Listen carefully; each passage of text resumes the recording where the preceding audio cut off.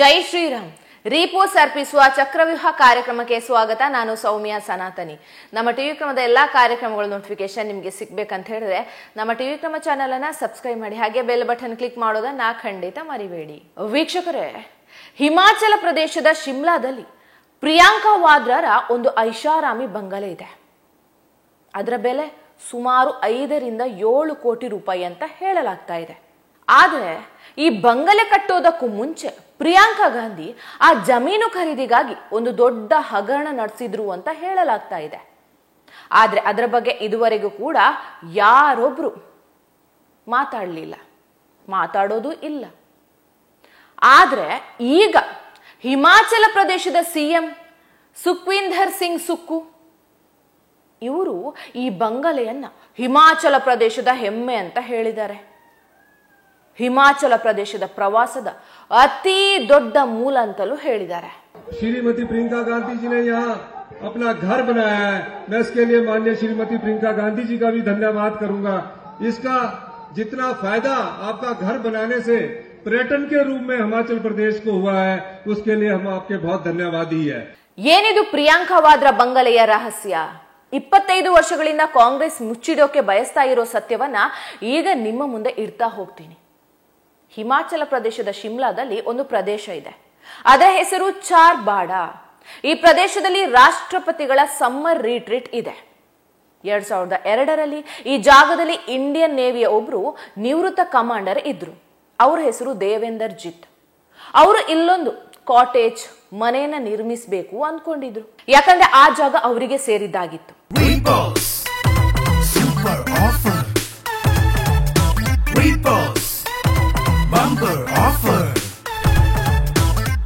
ರೀಪೋಸ್ mattress ಅನ್ನು ಖರೀದಿಸಿ smart ಟಿವಿಯನ್ನು ಉಚಿತವಾಗಿ ಪಡೆಯಿರಿ. ರೀಪೋಸ್ ಮ್ಯಾಟ್ರೆಸ್. ಯಾವಾಗ ಅವರು ಮನೆ ಕಟ್ಟೋಕೆ ಶುರು ಮಾಡಿದ್ರು ಆಗ ಲೀಗಲ್ ಕೆಲಸಗಳು ಕೂಡ ಶುರು ಆಗತ್ತೆ. ಆದ್ರೆ ಹಿಮಾಚಲದ ರಾಜ್ಯ ಸರ್ಕಾರ ಅವರಿಗೆ ಮನೆ ನಿರ್ಮಿಸೋದಕ್ಕೆ ಪರ್ಮಿಷನ್ ಕೊಡೋದಿಲ್ಲ. ರಾಜ್ಯ ಸರ್ಕಾರದ ನಂತರ ರಾಷ್ಟ್ರಪತಿಗಳ ಸಚಿವಾಲಯದೊಂದಿಗೆ ಪತ್ರಗಳ ವಿನಿಮಯ ಕೂಡ ಮಾಡತ್ತೆ. ರಾಜ್ಯ ಸರ್ಕಾರ ರಾಷ್ಟ್ರಪತಿಗಳ ಸಚಿವಾಲಯಕ್ಕೆ ಕೇಳುತ್ತೆ, ಹೀಗೆ ಈ ಜಾಗದಲ್ಲಿ ಮನೆಯನ್ನ ಕಟ್ಟೋದಕ್ಕೆ ಅವಕಾಶ ಕೊಡಬಹುದಾ ಅಂತ. 1 ವರ್ಷದವರೆಗೂ ಈ ಪ್ರಕರಣ ಹಾಗೇ ಇತ್ತು. 2004ರಲ್ಲಿ ರಾಷ್ಟ್ರಪತಿ ಸಚಿವಾಲಯ ಹೇಳುತ್ತೆ, ರಾಷ್ಟ್ರಪತಿಗಳ ಭವನದ ಸುತ್ತಮುತ್ತಲಿನ ಪ್ರದೇಶವನ್ನ ನೋ ಕನ್ಸ್ಟ್ರಕ್ಷನ್ ಝೋನ್ ಅಂತ ಮಾಡಬೇಕು, ಯಾರಿಗೂ ಆ ಜಾಗದಲ್ಲಿ ಮನೆ ಕಟ್ಟೋಕೆ ಪರ್ಮಿಷನ್ ಕೊಡಬಾರ್ದು ಅಂತ ಹೇಳುತ್ತೆ. ಹಿಮಾಚಲ ಪ್ರದೇಶದ ಗೃಹ ಸಚಿವರಿಗೆ ರಾಷ್ಟ್ರಪತಿ ಸಚಿವಾಲಯ ಹೀಗೆ ಲೆಟರ್ ಬರೆಯುತ್ತೆ. ನಂತರ ಜಮೀನಿನ ಮಾಲೀಕ ಆ ನಿವೃತ್ತ ಕಮಾಂಡರ್ ದೇವೇಂದ್ರ ಜಿತ್ ಅವರಿಗೆ ಅವರದ್ದೇ ಜಾಗ ಆದ್ರೂ ಕೂಡ ಅಲ್ಲಿ ಮನೆ ಕಟ್ಟೋದಕ್ಕೆ ಆಗ್ಲಿಲ್ಲ. ಜೊತೆಗೆ ಅಲ್ಲಿ ಸುತ್ತಮುತ್ತ ತುಂಬಾ ಜಮೀನುಗಳು ಇದ್ವು.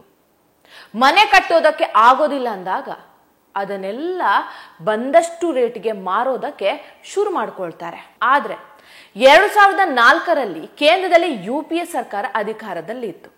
ಹಿಮಾಚಲ ಪ್ರದೇಶದಲ್ಲಿಯೂ ಕಾಂಗ್ರೆಸ್ ಸರ್ಕಾರ ಅಧಿಕಾರಕ್ಕೆ ಬರುತ್ತೆ. ಆಗಿನ ಹಿಮಾಚಲ ಪ್ರದೇಶದ ಸಿಎಂ ವೀರಭದ್ರ ಸಿಂಗ್ ಆಗಿದ್ರು. ಇಂಟ್ರೆಸ್ಟಿಂಗ್ ಏನಂದ್ರೆ 2007ರಲ್ಲಿ ಆಗ ಹೇಳಿದ್ನಲ್ಲ ಅದೇ ಜಮೀನನ್ನ ಪ್ರಿಯಾಂಕಾ ವಾದ್ರಾ ಖರೀದಿ ಮಾಡ್ತಾರೆ. ಇಡೀ ಕಥೆಯನ್ನ ಅರ್ಥ ಮಾಡ್ಕೊಳ್ಳಿ. ಯಾವ ರೀತಿಯಾಗಿ ಪ್ರಿಯಾಂಕಾ ವಾದ್ರಾ ಹಗರಣ ಮಾಡ್ತಾರೆ, ಈ ಹಗರಣಕ್ಕೆ ಹಿಮಾಚಲ ಪ್ರದೇಶದ ಅವಾಗಿನ ರಾಜ್ಯ ಸರ್ಕಾರ ಹಾಗೂ ಕೇಂದ್ರ ಸರ್ಕಾರ ಕೈ ಜೋಡಿಸುತ್ತೆ ಅಂತ. ಪ್ರಿಯಾಂಕಾ ವಾದ್ರಾ ಈ ಜಮೀನನ್ನ ಯಾವ ರೀತಿ ಖರೀದಿ ಮಾಡಿದ್ರು ನೋಡಿ. ಹಿಮಾಚಲ ಪ್ರದೇಶದ ಕಾನೂನಿನ ಪ್ರಕಾರ ಹಿಮಾಚಲ ಪ್ರದೇಶದಲ್ಲದವರು ಅಲ್ಲಿ ನಾಗರಿಕರು ಅಲ್ಲದೇ ಇದ್ರೆ ಅಲ್ಲಿನ ಜಮೀನು ಖರೀದಿಸೋಕೆ ಅವಕಾಶ ಇಲ್ಲ. ಆದ್ರೆ ಫಸ್ಟ್ ಟೈಮ್ ಈ ತರಹದ ಪರ್ಮಿಷನ್ ಅನ್ನ ಪ್ರಿಯಾಂಕಾ ವಾದ್ರಾಗೆ ಕೊಡಲಾಗತ್ತೆ. ಯಾವ ಜಮೀನಿನಲ್ಲಿ ಮಾಜಿ ನೇವಿ ಅಧಿಕಾರಿಗೆ ಮನೆ ಕಟ್ಟೋಕೆ ಅವಕಾಶ ಕೊಟ್ಟಿರ್ಲಿಲ್ವೋ ಅದೇ ಜಾಗವನ್ನ 2007ರಲ್ಲಿ ಈ ಜಮೀನನ್ನ ಪ್ರಿಯಾಂಕಾ ಖರೀದಿ ಮಾಡ್ತಾರೆ. ನಂತರ 2011ರಲ್ಲಿ ಅದರ ಸುತ್ತಮುತ್ತಲಿನ ಜಮೀನನ್ನ ಕೂಡ ಪ್ರಿಯಾಂಕಾ ವಾದ್ರಾ ಖರೀದಿ ಮಾಡ್ತಾರೆ. ಅದನ್ನ ವ್ಯವಸಾಯ ಮಾಡೋದಕ್ಕೆ ಪ್ರಿಯಾಂಕಾ ವಾದ್ರಾ ಖರೀದಿ ಮಾಡ್ತೀನಿ ಅಂತಲೂ ಹೇಳ್ಕೊಂಡಿದ್ರು. 2007ರಲ್ಲಿ ಈ ಪ್ರಕರಣ ತಣ್ಣಗಾಗಿತ್ತು. ಕೇಂದ್ರದಲ್ಲಿ ಯುಪಿಎ ಸರ್ಕಾರ ಇತ್ತು. ಸೋನಿಯಾ ಗಾಂಧಿ ಹೇಳ್ದಂಗೆ ಸರ್ಕಾರ ನಡೀತಾ ಇತ್ತು. ರಾಜ್ಯದಲ್ಲೂ ಕಾಂಗ್ರೆಸ್ ಆಡಳಿತ ಇದ್ದಿದ್ರಿಂದ ಮೀಡಿಯಾಗಳು ಕೂಡ ಇದರ ಬಗ್ಗೆ ಮಾತಾಡ್ತಾ ಇರಲಿಲ್ಲ. ಇದ್ರ ಬಗ್ಗೆ ಯಾರು ಧ್ವನಿ ಎತ್ತುತ್ತಾ ಇರಲಿಲ್ಲ. ಆದ್ರೆ 2016ರಲ್ಲಿ ಕೇಂದ್ರದಲ್ಲಿ ಮೋದಿಜಿ ಸರ್ಕಾರ ಇದ್ದಾಗ ಹಿಮಾಚಲ ಪ್ರದೇಶದಲ್ಲಿ ಬಿಜೆಪಿಯ ಓರ್ವ ಶಾಸಕರು ಸುರೇಶ್ ಭಾರದ್ವಾಜ್ ಅವರು ರಕ್ಷಣಾ ಸಚಿವರಾದ ರಾಜನಾಥ್ ಸಿಂಗ್ ಅವರಿಗೆ ಒಂದು ಪತ್ರವನ್ನ ಬರೀತಾರೆ. ಪ್ರಿಯಾಂಕಾ ವಾದ್ರಾ ಆ ಜಾಗದಲ್ಲಿ ಮನೆ ನಿರ್ಮಿಸೋದಕ್ಕೆ ಹೊರಟಾಗ ಆ ಪತ್ರವನ್ನ ಬರೆಯಲಾಗಿತ್ತು. ಶಾಸಕರು ಆ ಪತ್ರದಲ್ಲಿ ಹೇಳ್ತಾರೆ, ಇಲ್ಲಿ ರಾಷ್ಟ್ರಪತಿಗಳ ಬೇಸಿಗೆ ನಿವಾಸ ಸಮ್ಮರ್ ರಿಟ್ರೀಟ್ ಇದೆ, ಇದರ ಆಸುಪಾಸು ಯಾರಿಗೂ ಮನೆ ಕಟ್ಟೋದಕ್ಕೆ ಅವಕಾಶ ಇಲ್ಲ. ರಾಷ್ಟ್ರಪತಿಗಳ ಸೆಕ್ಯೂರಿಟಿ ರೀಸನ್ ಸಲುವಾಗಿ ಹಾಗೆ ಮಾಡೋದಕ್ಕೆ ಪರ್ಮಿಷನ್ ಕೊಡಬಾರ್ದು. ಕಾನೂನು ಅದಕ್ಕೆ ಅನುಮತಿಯನ್ನ ಕೂಡ ಕೊಡೋದಿಲ್ಲ. ಆದ್ರೆ ಇಲ್ಲಿ ಪ್ರಿಯಾಂಕಾಗೆ ಆ ಪರ್ಮಿಷನ್ ಹೇಗೆ ಸಿಕ್ತು? ಅವರು ರಾಷ್ಟ್ರಪತಿಗಳಿಗಿಂತ ದೊಡ್ಡವರ? ಪ್ರಿಯಾಂಕಾ ಗಾಂಧಿ ತಮ್ಮ ಬಂಗಲೆ ನಿರ್ಮಿಸೋದಕ್ಕೆ ರಾಷ್ಟ್ರಪತಿಗಳ ಭದ್ರತಾ ವಿಷಯದಲ್ಲಿ ಆಟ ಆಡ್ತಿದ್ದಾರೆ ಅಂತ ಕೇಳ್ತಾರೆ. ಆದ್ರೆ ಅದಕ್ಕೆ ಯಾವುದೇ ಉತ್ತರ ಬಂದಿರಲಿಲ್ಲ. ನಂತರ ಪ್ರಿಯಾಂಕಾ ವಾದ್ರಾರ ಭವ್ಯ ಬಂಗಲೆಯ ನಿರ್ಮಾಣ ಕೂಡ ಆಗತ್ತೆ. ಈ ಬಂಗಲೆಗೆ ಈಗಿನ ಹಿಮಾಚಲ ಪ್ರದೇಶದ ಮುಖ್ಯಮಂತ್ರಿ ಸುಖ್ವೀಂದರ್ ಸಿಂಗ್ ಸುಕ್ಕು ಹಿಮಾಚಲ ಪ್ರದೇಶದ ಹೆಮ್ಮೆ ಅಂತ ಹೇಳ್ತಾರೆ. ಪ್ರಿಯಾಂಕಾ ಗಾಂಧಿ ಹಾಗೂ ಸೋನಿಯಾ ಗಾಂಧಿ ಹಿಮಾಚಲ ಪ್ರದೇಶದಲ್ಲಿ ಒಂದು ದೊಡ್ಡ ಕಾರ್ಯಕ್ರಮಕ್ಕೆ ಹೋಗಿರ್ತಾರೆ. ಅಲ್ಲಿ ಮಾಜಿ ಸಿಎಂ ವೀರಭದ್ರ ಸಿಂಗ್ ಅವರ ಪ್ರತಿಮೆಯ ಅನಾವರಣ ಇತ್ತು. ಈ ಕಾರ್ಯಕ್ರಮದಲ್ಲಿ ಸಿಎಂ ಸುಖ್ವೀಂದರ್ ಸಿಂಗ್ ಸುಕ್ಕು ಹೇಳ್ತಾರೆ, ನಾವು ಪ್ರಿಯಾಂಕಾ ವಾದ್ರಾಗೆ ಕೃತಜ್ಞರಾಗಿದ್ದೀವಿ. ಅವರು ಹಿಮಾಚಲ ಪ್ರದೇಶದಲ್ಲಿ ತಮ್ಮ ಮನೆ ಕಟ್ಟಿದ್ದಾರೆ, ಇದರಿಂದ ಹಿಮಾಚಲ ಪ್ರದೇಶದ ಪ್ರವಾಸಕ್ಕೆ ಲಾಭ ಆಗಿದೆ ಅಂತ.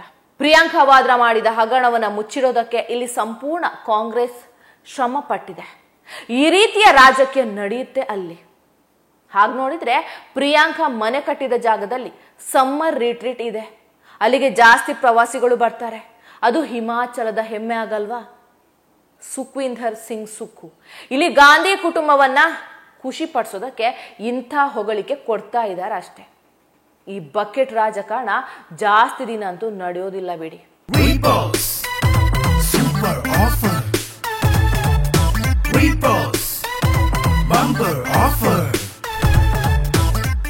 ರೀಪೋಸ್ ಮ್ಯಾಟ್ರೆಸ್ ಅನ್ನು ಖರೀದಿಸಿ ಸ್ಮಾರ್ಟ್ ಟಿವಿಯನ್ನು ಉಚಿತವಾಗಿ ಪಡೆಯಿರಿ.